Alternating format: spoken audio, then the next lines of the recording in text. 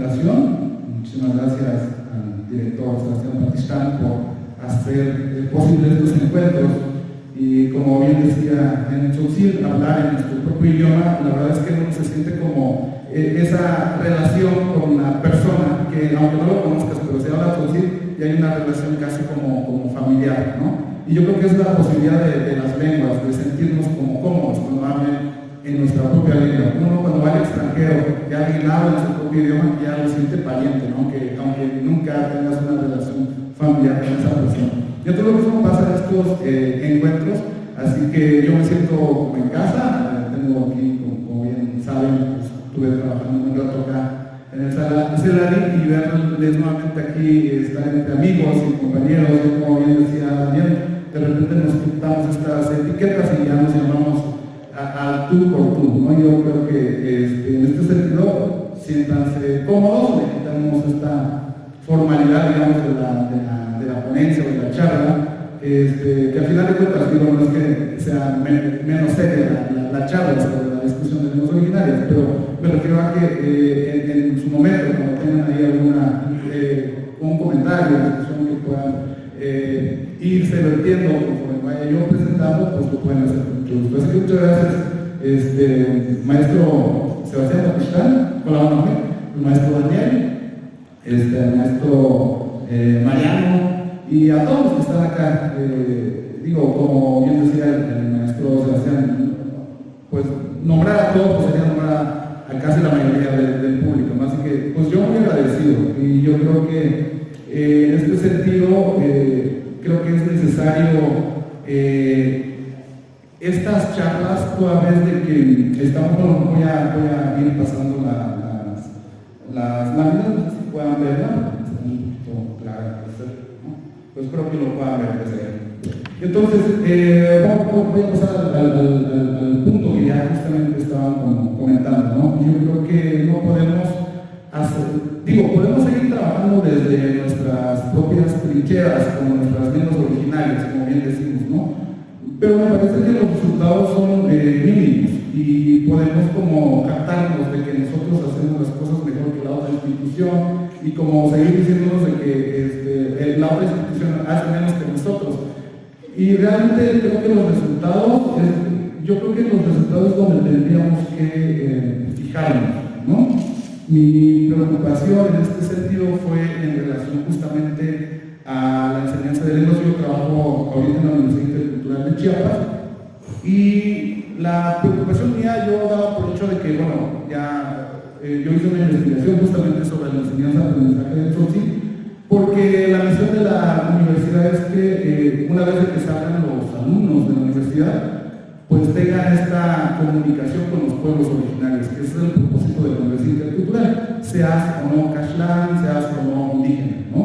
Lo importante es que tú te puedas comunicar en la lengua originaria que tú elijas y puedas tener este vínculo con la comunidad.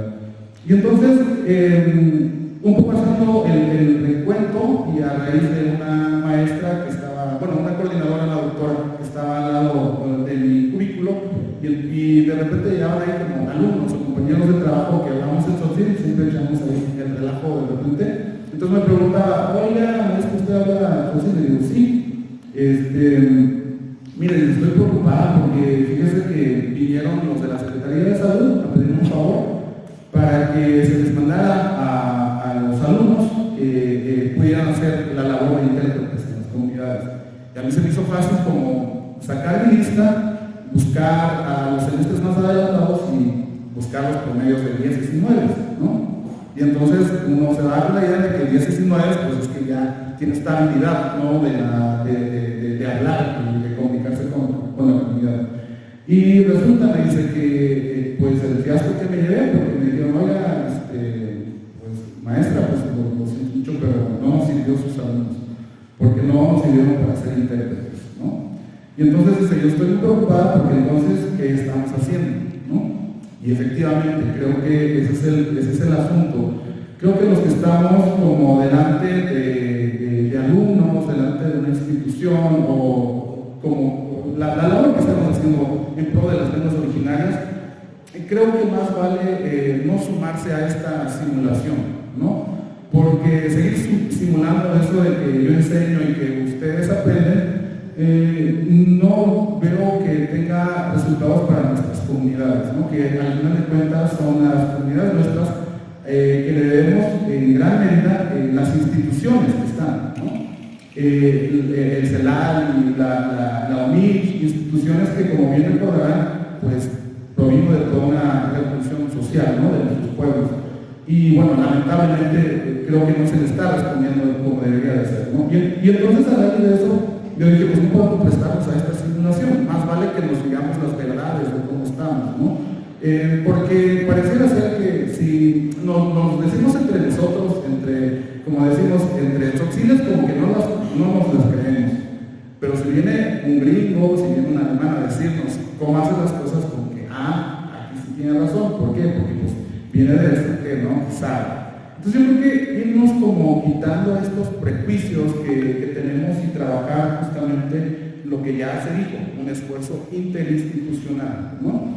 Pero bueno, me pasé al último punto a donde quería llegar, bueno, parece conclusión, pero no es conclusión, porque al final de cuentas creo que no vamos a comentar algo que no se sabe. Más bien yo creo que aquí sabemos cómo está la situación. Yo creo que aquí lo importante es justamente eso, como compartir las experiencias y a partir de ahí como buscar nuevas rutas de trabajo, ¿no? En donde estamos como cojeando y a partir de ahí echar apoyo echar a mano este apoyo interinstitucional.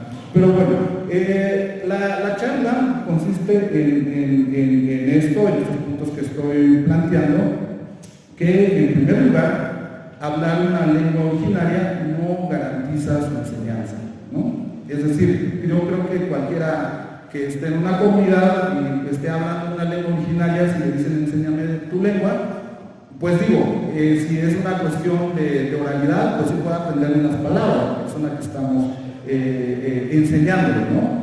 Pero si estamos hablando de la academia, si estamos hablando de una enseñanza-aprendizaje, entonces sí necesitamos otro tipo de metodologías, otro tipo de trabajo académico, ¿no?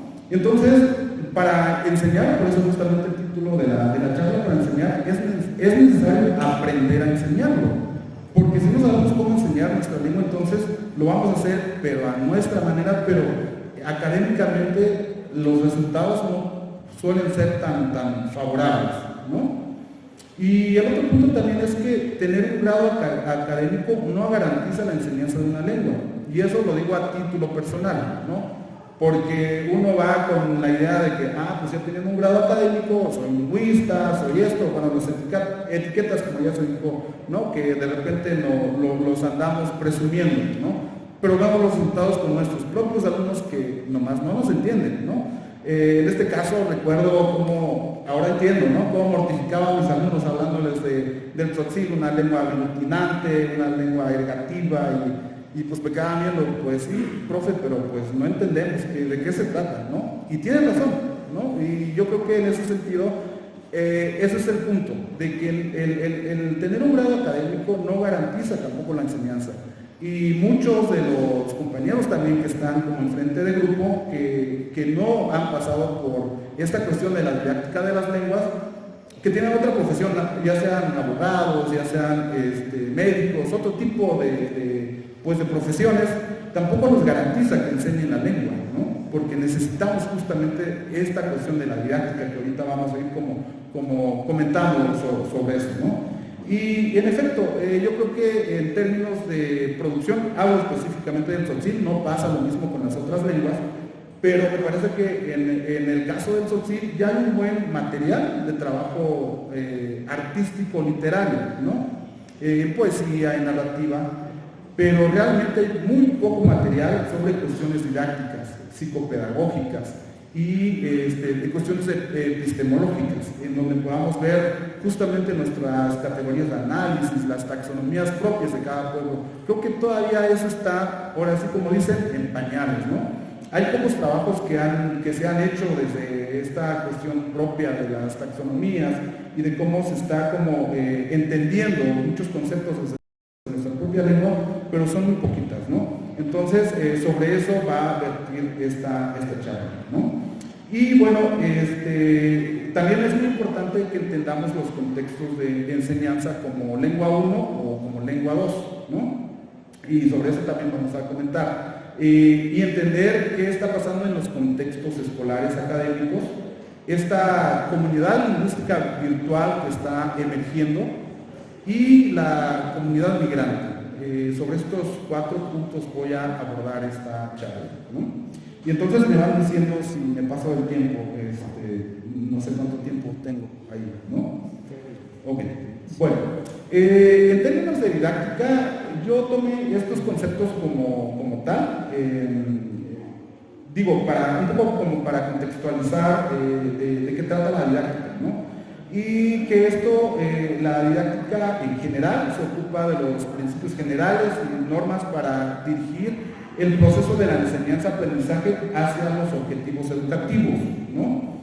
Pero en términos propios de lo didáctico, para la enseñanza de lenguas se le considera como didácticas específicas, porque tiene que haber una didáctica específica para aprender matemáticas, por ejemplo, aprender biología, aprender otra disciplina, tiene que ver con las didácticas específicas. En este sentido, tiene que haber una didáctica específica para la didáctica del lenguaje, que justamente tiene que ver con esta cuestión de la enseñanza, ¿no? Y que, bueno, esta cuestión de la didáctica parte de la pedagogía. Y entonces la pedagogía tiene que ver con estos, que tiene que ver con una serie de conceptos, teorías y principios generales sobre modelos y estrategias de enseñanza, condiciones de enseñabilidad y diseños de enseñanza.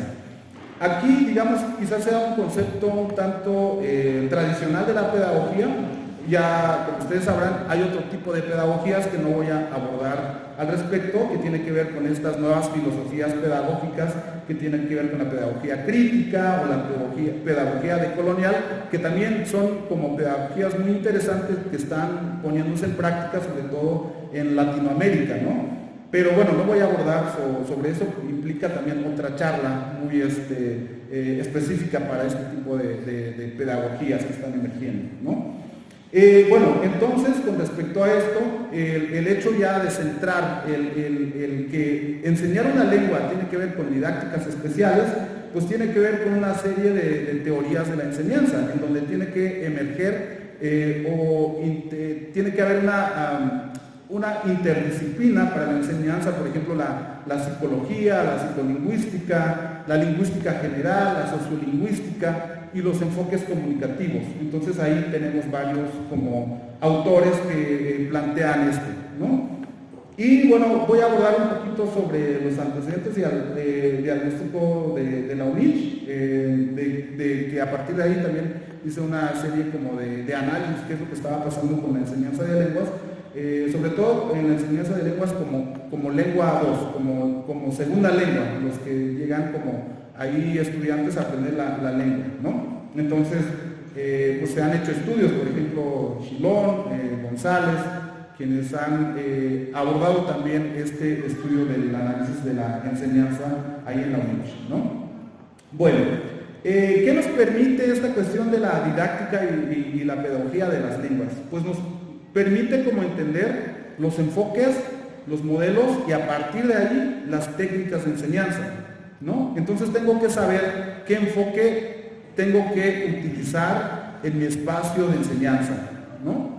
Y de ahí tener como los modelos de educación. Últimamente se ha hablado mucho sobre el modelo de educación intercultural, que habría que ver en qué términos se está llevando a cabo ese modelo de educación intercultural. ¿Es asimilacionista, segregacionista, compensatorio? Todo eso tiene que haber un diagnóstico previo, conocer nuestro campo, digamos, u objetivo de la enseñanza para saber entonces qué modelos y técnicas de enseñanza son adecuados, ¿no? Y entonces, toda esta parte didáctica teórica es muy, quizás, justamente teórica y a veces se vuelve un poquito como aburrida porque no la entendemos como a la primera de tantos enfoques, de tantos modelos, como que uno dice, ah, pues ya cualquiera, ¿no? Cualquiera aplico.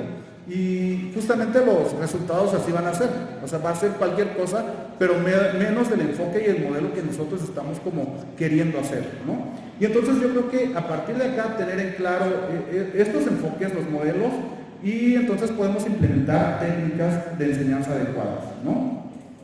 Bueno, en términos de contextos de aprendizaje de una lengua, como primera lengua o la lengua materna, esto lo aprendemos en nuestro seno materno, ¿no? En nuestro seno familiar.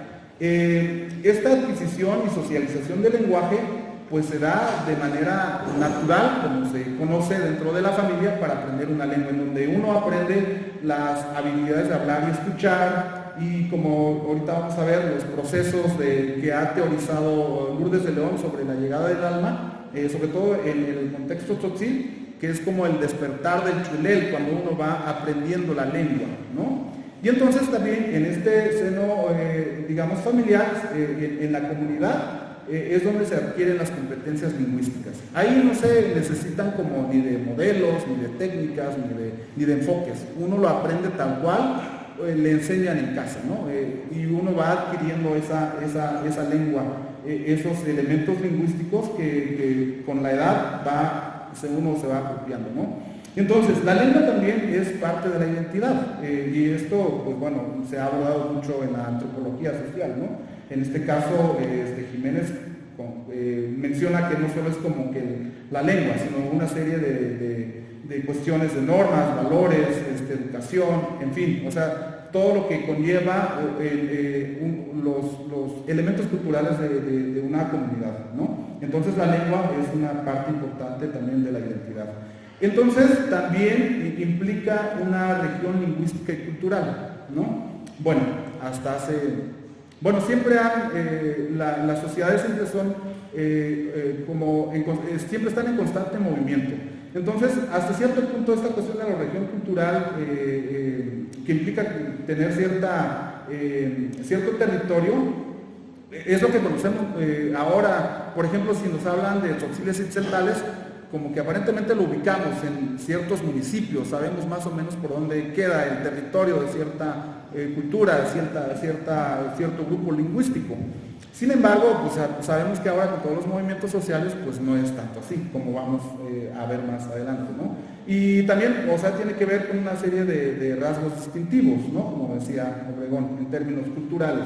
También en términos sociedades y culturas tiene que ver también con espacios, decía él, ¿no? No solo el hecho de nacer en una cultura, también implica que tu espacio tenga nombre en tu propia lengua, ¿no? Y bueno, una serie de elementos, sobre todo lo podemos ver en el nombre de ciertos espacios, ¿no? Lugares sagrados, que de alguna forma nos determina cierta pertenencia territorial, cultural y lingüística, ¿no?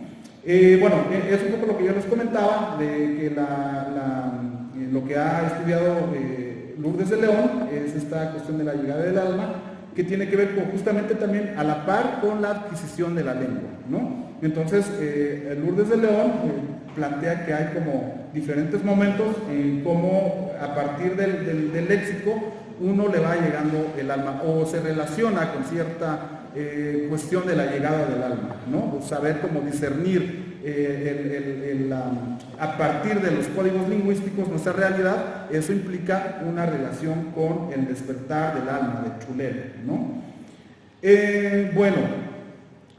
Sin embargo, en esta cuestión un poco sobre esta adquisición del lenguaje, creo que en cualquier cultura lo aprendemos en el seno familiar, ¿no?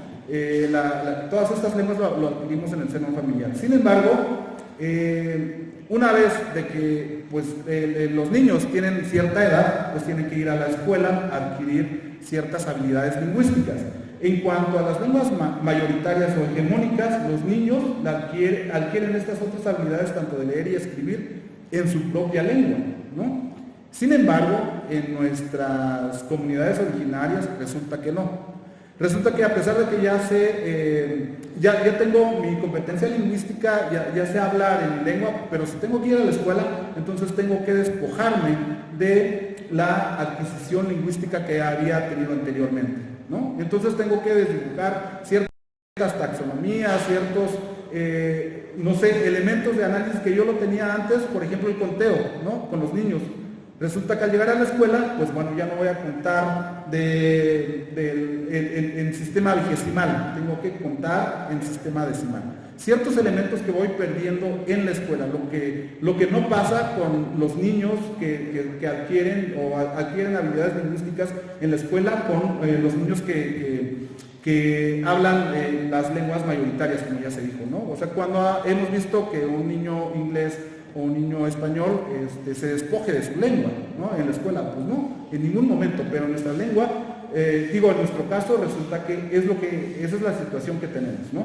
Y entonces pareciera ser que conforme uno va yendo a la escuela, paulatinamente va dejando de usar ciertos elementos lingüísticos. Y también entonces la escuela si no está mal aplicado este modelo de educación bilingüe, si no es bien aplicado, entonces las escuelas son también un espacio en donde se desplazan las lenguas, ¿no?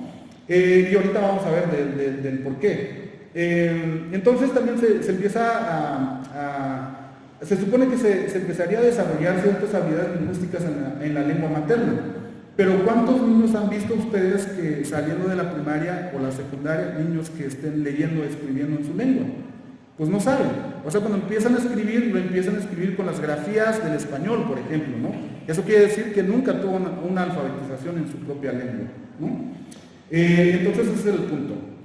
¿Qué pasa con esta cuestión de la educación bilingüe intercultural? Bueno, resulta que muchos de los profesores también sufrieron una cuestión de sustracción en su comunidad. Recuerdo un encuentro anterior a que este espacio justamente que era un albergue, muchos de nuestros papás, tíos o quienes sean pasaron por este albergue, ¿no? En donde justamente vinieron de su comunidad y aquí fueron instruidos, castellanizados, y les dijeron, ahora sí, regresen. Y resulta que al regresar, pues tuvieron esa desconexión, ¿no? Como que pues ya perdieron, pues por ejemplo, si sabían algo de numeración, pues la numeración ya lo sabían en español, ¿no? O los calendarios, el calendario maya, pues si le pregunto a mi mamá, que es maestra bilingüe, me va a decir, pregúntale a tu abuelita, ¿no? Y resulta que la abuelita también sabe algunas cosas, pero ya no mucho, ¿no? Entonces son esos profesores que muchos todavía están en las comunidades, que tuvieron este proceso, que tuvieron esta situación de despojo lingüístico y cultural, ¿no? Entonces dijeron, ahora que ya que sabes escribir español, ahora regresa. Pero se encuentra con este dilema de que ahora ¿cómo enseño?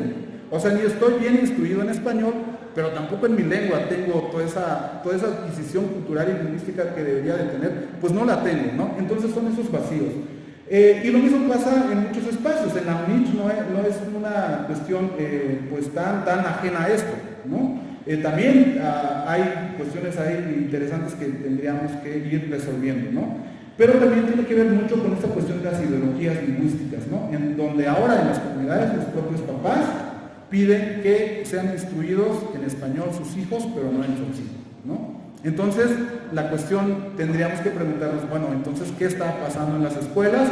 Que de alguna forma esta ideología lingüística sigue permeando en las comunidades. Tendríamos que preguntarnos eso, ¿qué papel está haciendo entonces la escuela, ¿no? Y entonces no solo es eso, también son por políticas sindicales, que muchas veces son profesores bilingües un chorro que los mandan a espacios tzotziles, ¿no? Digo, todo esto que les estoy comentando no es algo novedoso, pero es algo que todavía está pasando. O sea, no es que lo que yo presento ahorita no se nos hace ajeno, porque realmente es lo que está pasando, ¿no? No tenemos materiales didácticos adecuados, aunque últimamente pues la Secretaría de Educación en algunos casos ha de alguna forma hecho el esfuerzo de hacer materiales, pero pues todavía no son idóneos para las comunidades, tantas comunidades lingüísticas que tenemos, ¿no? Otro punto que tiene que ver también con estas ideologías lingüísticas, que las variantes dialectales, que siempre se ve como un problema esta cuestión de las variantes dialectales. En vez de que se vea como una cuestión positiva, se ve como una cuestión negativa, ¿no? El rezago en el uso de las tecnologías, las TICs, en los espacios pedagógicos también, creo que estamos muy atrasados, aunque hay trabajo que se está realizando por el momento, pero ahorita vamos a ver que tiene ciertos detalles, ¿no? Entonces, en este caso, las habilidades de la lectoescritura en nuestra lengua materna, pues entonces todavía está en ese proceso, ¿no? Que todavía falta mucho por hacer en cuestiones pedagógicas. Entonces, ¿qué pasa en la comunidad lingüística, en la cuestión académica? Pues ya se dijo, falta una especialización de los propios hablantes para la enseñanza de las lenguas originarias, que tiene que ver con esta cuestión de las didácticas especiales o el estudio sobre la enseñanza, tanto para lengua 1 como para lengua 2, es decir, como primera lengua o como segunda lengua. Se necesita de materiales didácticos exclusivos en donde justamente tengan esta pertinencia cultural y lingüística, como gramáticas, taxonomías, una serie de materiales que nos sirvan para la enseñanza, ¿no? Y también que tenga que ver con cuestiones disciplinares. Por ejemplo, no vamos a utilizar el mismo material a alguien que está estudiando medicina, por ejemplo, o a alguien que esté estudiando derecho. Pues deberían de ser materiales distintos para cada disciplina, y eso no lo tenemos, ¿no? Aunque, pues bueno, se ha estado como haciendo esa labor de que hay pruebas piloto de cómo llevar a cabo esta educación bilingüe intercultural de manera real, ¿no? Y no lo que está pasando en las comunidades, pero son muy pocas las experiencias, creo yo, en donde sí se está logrando, ¿no? Entonces, ¿qué complicaciones, por ejemplo, hay en la Universidad Intercultural? Ahí me parece que seguimos como confundiendo esta cuestión de la enseñanza desde la oralidad, así como de las cuestiones escritas. Son dos, entender esta cuestión de la enseñanza desde lo oral y lo escrito son cuestiones o canales comunicativos muy distintos. La oralidad no le pide nada a la escritura y la escritura no le pide nada a la oralidad, ¿no? Es decir, todos tienen como su propio canal comunicativo que tenemos que entender la dimensión de qué es lo que realmente tendría que implicar hacer un trabajo oral, una comunicación oral y un trabajo escrito. En la oralidad muchas veces no lo compensamos con cuestiones, lo lingüístico lo compensamos con cuestiones multimodales, ya sea por señas, por gestos, y entonces, pero el contexto nos los va a dar la oralidad, cosa que en la escritura no podría pasar. Por eso es muy importante tener como muy claro en esto, ¿no? Lo de los materiales didácticos, pues es algo también que está pasando. Las complicaciones con la formación docente en la enseñanza de lenguas originarias, a pesar de que se está llevando cursos, a pesar de que se esté llevando como diplomados, pues seguimos teniendo como ciertas deficiencias, ¿no? Y bueno, insisto, habría que ver los resultados. ¿Cuántas generaciones no han salido? Y si le hablamos a por ejemplo, a alguien que sale de la UNICH, pues nos damos cuenta que nos falta mucho por hacer, ¿no? Entonces, la cuestión también de planes y programas disciplinares en la enseñanza de las lenguas, creo que tampoco tenemos planes y programas para eso, salvo numerosas excepciones que al rato les comentaré, ¿no? Grupos mixtos. En este sentido, a veces, como no tenemos esta cuestión del enfoque ni modelos de enseñanza, hacemos grupos mixtos entre hablantes y no hablantes, cuando deberían de tener como ciertas capacidades distintas para la enseñanza y el aprendizaje. Entonces, falta esa parte, ¿no? Un poco de los problemas que se fueron vertiendo en la Universidad Intercultural cuando planteamos lo de las variantes lingüísticas, comentaban, bueno, pues pudiéramos proponer tres propuestas, ¿vale? ¿No? Una, que digamos una variante académica en donde justamente tengamos que retomar todas las variantes y no elegir por ninguna y que sea como material didáctico, ¿no? Y enriquecemos así léxicamente nuestra lengua.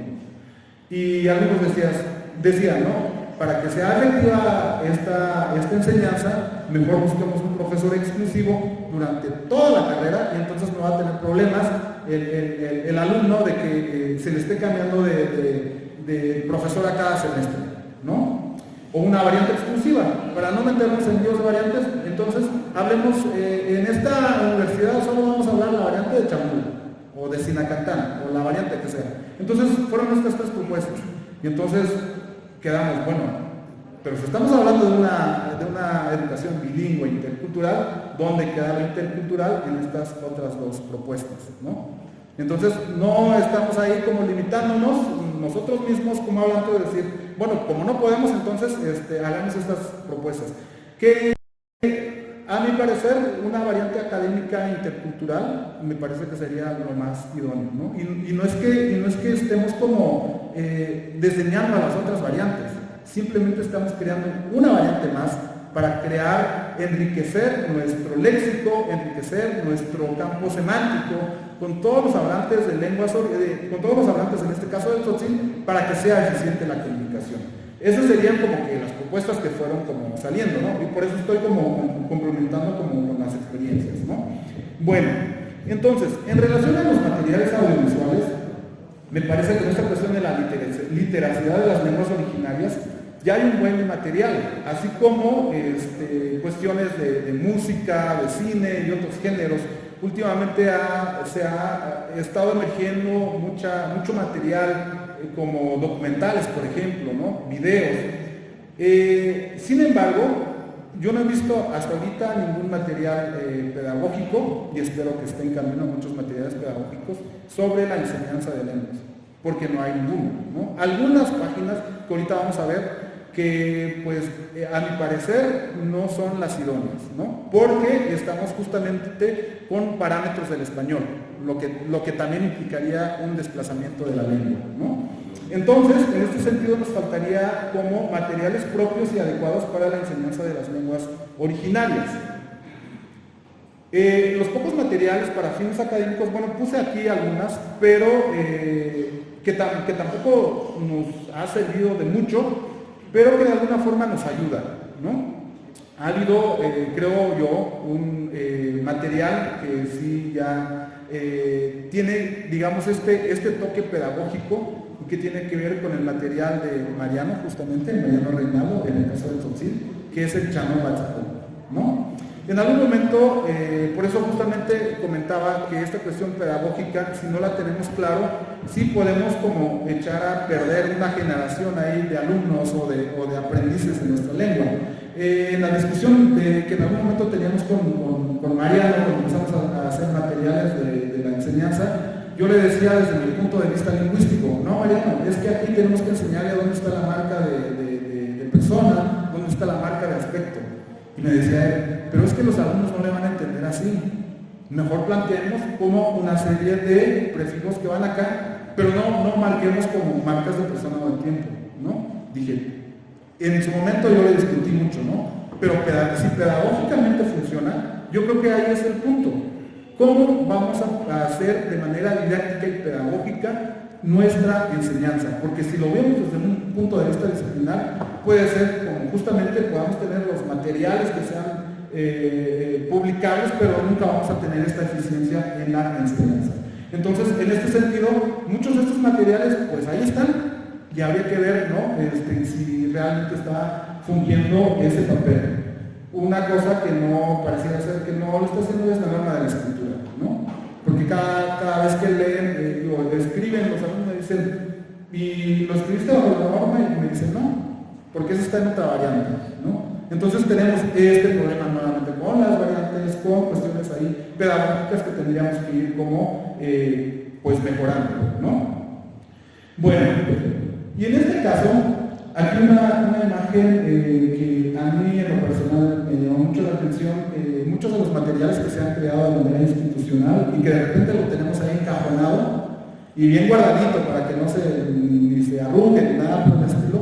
Resulta que en algún momento empecé a sacar materiales ahí de mi casa, ¿no? Y lo puse ahí pues adrede para ver si en algún momento alguien lo tomaba.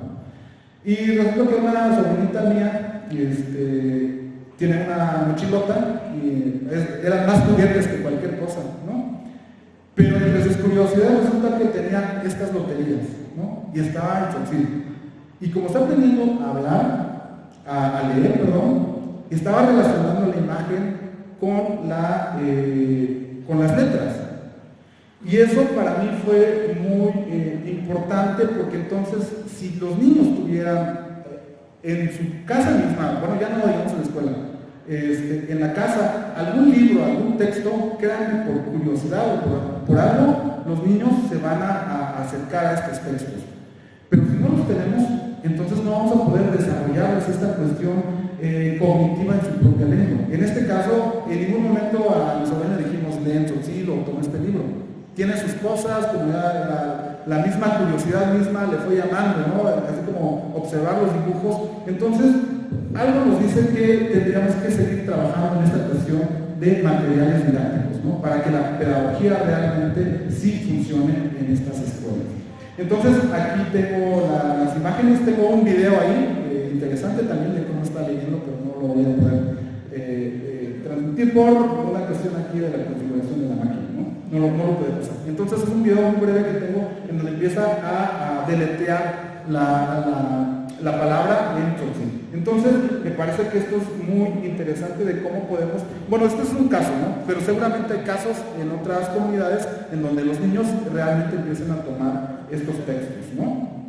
Bueno, después de todo esto, pareciera ser que estamos hablando de comunidades que están pues detrás de los cerros, en las comunidades, en los pueblos, pero resulta que no. Resulta que las nuevas realidades nos dicen que las nuevas configuraciones sociales, las comunidades lingüísticas se están desdibujando. Y entonces, ¿cuántos tzotziles no hay en San Cristóbal? ¿Cuántos tzotziles no hay en la Ciudad de México? ¿Cuántos tzotziles no están en Cancún? ¿Cuántos tzotziles no hay en diferentes lugares, ¿no? Jóvenes. Y que esto también implica esta cuestión de la migración. Entonces, ya no, esta cuestión de las pedagogías y las didácticas lo tenemos que pensar más allá de nuestra propia comunidad. Tenemos que pensarle y apostarle, creo yo, a una comunidad lingüística mucho más grande, mucho más grande en términos de como que decir el tzotzil de Chamula, el tzotzil de Sinacantán, el tzotzil de Buxtán. Porque pareciera ser que ahí, cuando hablamos de tzotzil por pueblos, el dado caso de que, porque hay variantes que están también en un peligro de desplazamiento, ¿no? Entonces, como no soy tzotzil de Carranza, como no soy tzotzil de Huitupán o de Sumobil, pues qué me importa, no es mi variante, ¿no? Entonces, si estamos en ese plan de que mi variante es la mejor y la que tengo que conservar, yo creo que entonces estamos perdiendo muchos de estos elementos lingüísticos que deberían como de enriquecernos como lengua, ¿no? Y entonces no estamos viendo como una comunidad lingüística mucho más amplia, sino simplemente a nivel local. Entonces, entendiendo toda esta cuestión, bueno, no solo una cuestión de comunidades lingüísticas, sino también de credos, ¿no? Platicaba con alguien, bueno, ya tenemos la Biblia en Tzotzil, ahora ya solo nos falta el Corán en Tzotzil. Como ustedes saben, hay una población de musulmanes en San Cristóbal, ¿no? Yo espero que esté ya en proceso una traducción del Corán en Tzotzil, ¿no? Que sería muy interesante conocer esos pasajes del Corán en Tzotzil, ojalá, ¿no? Los tzotziles musulmanes hagan esa labor, ¿no? Que también nos enriquecería mucho. Bueno, entonces las juventudes, pues bueno, ahí está, esta cuestión de la comunidad lingüística virtual. Ahora sí nos metemos con esta cuestión de la comunidad lingüística virtual, en el sentido de que son los jóvenes ahora, creo que son los que están más allegados a esta cuestión de la virtualidad, ¿no? Entonces, ahí, aunque no sepan escribir en su lengua y fueran instruidos en su lengua en la educación básica, no les importa. Escriben como se les antoje, pero escriben. Eso quiere decir que hay una necesidad de la lectoescritura en nuestra propia lengua. O sea, si hay una intención de comunicación, entonces lo único que necesitamos es como esta parte de cómo nos vamos a llamar en términos lingüísticos. No sé si han dado cuenta, por ejemplo, muchos memes, WhatsApp o una serie de cosas que están emergiendo en las plataformas digitales, ¿no? Y eso lo hace, digamos, desde un niño que está en la primaria, pues ya viendo videos, ¿no? Y entonces me parece que es muy interesante.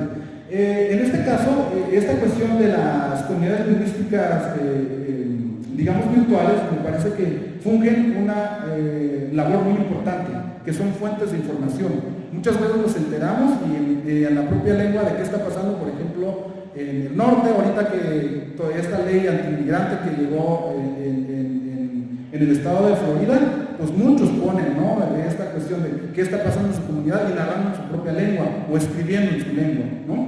Entonces, hay una cuestión ahí del uso de las plataformas digitales para la comunicación. Sin embargo, hay otras que son como para mero pues, esparcimiento, ¿no? Que es ahí donde realmente no necesitamos de ninguna cuestión académica para esto. Pero si se trata de una cuestión académica, como vamos a ver en otros contextos, entonces sí. Bueno, perdón, un poco aquí de lo global, de lo que se veía antes, pues habían ciertos autores que decían que con esta globalización, y hasta eso, el término creo globalización, creo que ya casi nadie lo usa, ¿no? Pero que en algún momento lo global se veía como algo muy satánico, ¿no? De que pues, nos va a venir pues, a destruir las lenguas, va a venir a escandalizar consumos culturales, lingüísticos, y resulta que no. Resulta que está emergiendo una nueva cuestión ahí de comunidad lingüística virtual, en donde justamente están haciendo uso de las redes, de las plataformas digitales.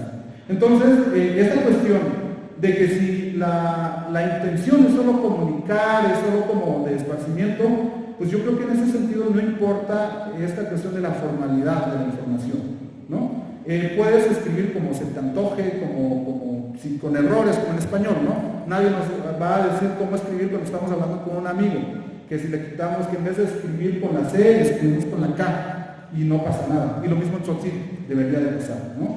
Sin embargo, en cuanto a la enseñanza propiamente, me parece que aquí es lo más importante que tendríamos que considerar justamente la didáctica y la pedagogía de las lenguas, ¿no?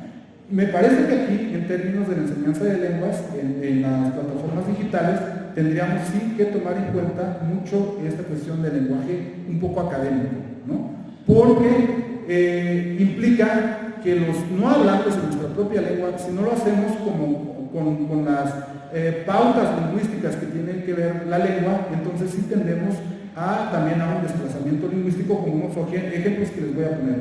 Entonces, hay una serie como de plataformas ahorita, si quieren entrar y buscar a cualquier lengua, se van a dar cuenta que alguien va a estar contando números o cuentos en su propia lengua, ¿no? Lo que no sabemos es que si realmente esa persona que está enseñándonos en su lengua, supuestamente, realmente tiene esta instrucción didáctica, pedagógica. Porque si no, entonces tendemos justamente a tener pautas solo del español, como vamos a ver un ejemplo al ratito. Bueno, para este caso, y con la experiencia que he tenido en la enseñanza de las plataformas digitales, con lo que nos dejó la pandemia, resulta que todo el mundo empezó como a navegar en las redes y a hacer posible esta enseñanza. Y uno que otro dijo, bueno, si yo no aprendí Tzeltal, ni Tzotzil, ni Zoque en la escuela, a ver, voy a probar un curso básico de Tzotzil, Tzeltal, Chol en las redes, a ver si así le hago, ¿no? Y resulta que se inscriben a los cursos. Pero si no se tienen los materiales adecuados, pues va a ser la misma situación, ¿no? Va a ser la misma situación. Y aquí lo importante, creo yo, con la experiencia que he tenido, y fíjense lo curioso que puede ser, resulta que la mayoría de los que se inscriben en estos cursos son extranjeros en su mayoría, ¿no? Y no les importa, no les cuesta pagar 1,500, 2,000 pesos. Dice, yo tomo el curso.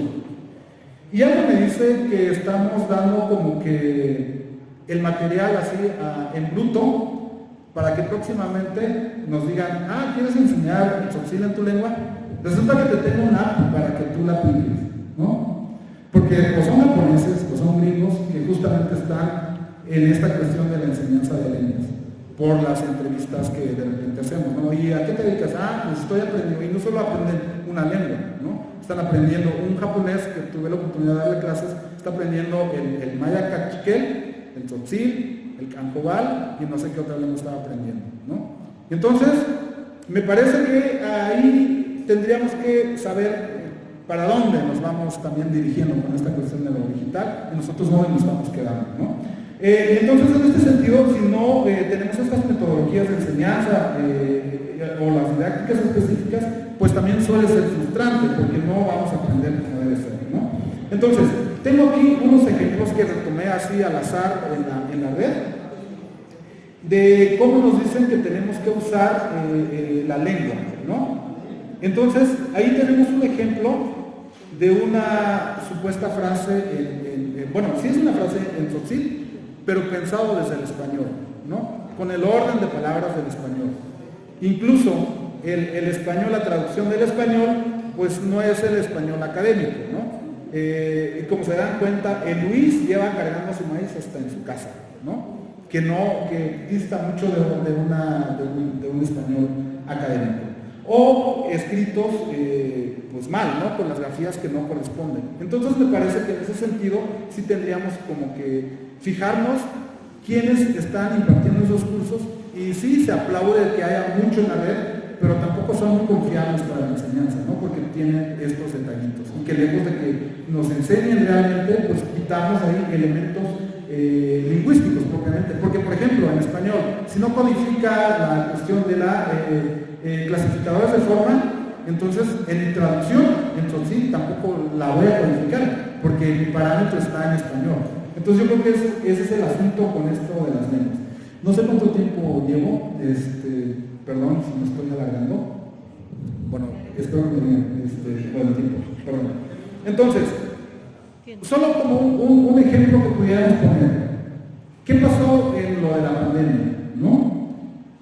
Mucho de lo que pasó en la pandemia se subieron como traducciones, ¿no? En diferentes lenguas originarias. Y lo curioso es que ninguna autoridad municipal empezó como a contarnos qué estaba pasando en su municipio, salvo creo un presidente municipal de Quintana Roo que empezó a hablar en maya, que tuvieran calma, que no pasa nada, y daba una serie de explicaciones en su propia lengua, pero de ahí en fuera toda la información que teníamos era la oficial del gobierno y en español, que tampoco se entendía bien porque parecía ser que venía de un murciélago y no se entendía toda esa cuestión, ¿no? Esa enfermedad venía del murciélago.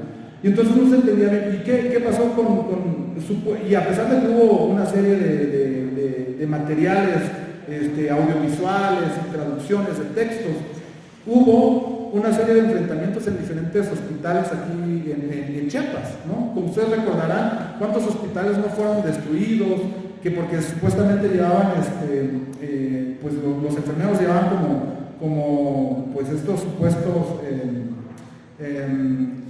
sueros, pero que a la vez contaminaban, ¿no? Entonces, toda esa desinformación que hubo, pues no ayudó mucho a esta cuestión de la traducción que se hizo, ¿no?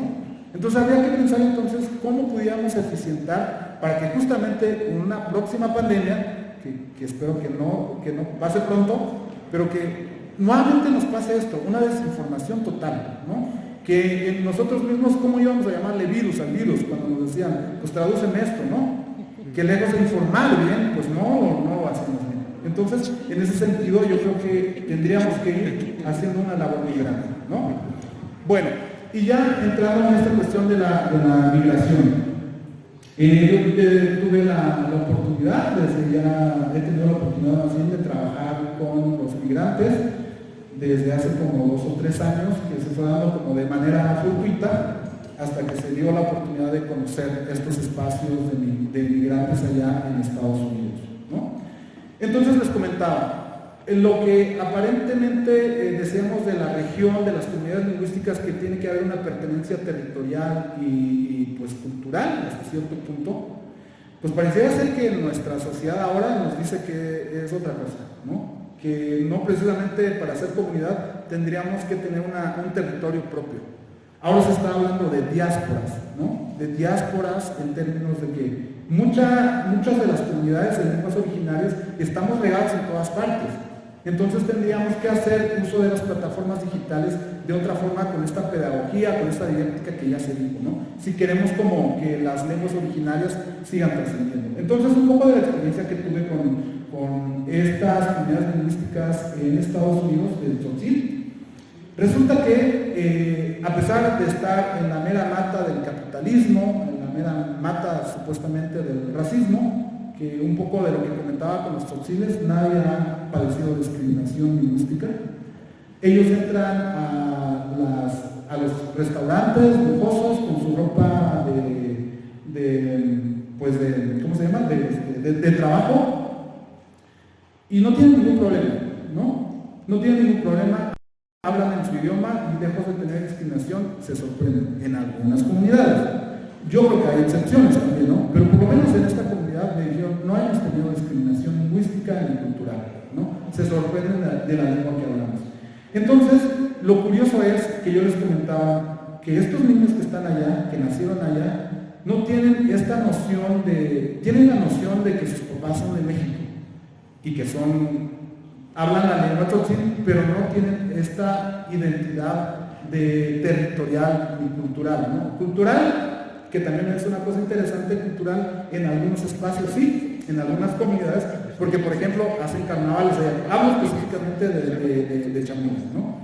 Hacen carnavales, celebran Día de Muertos, hacen como una serie de cosas muy propias de la comunidad, por ejemplo, la carne ahumada, que es muy propio para el Día de Muertos, también lo preparan allá, de cómo lo hacen, saber, pero ahí tienen carne ahumada, ¿no?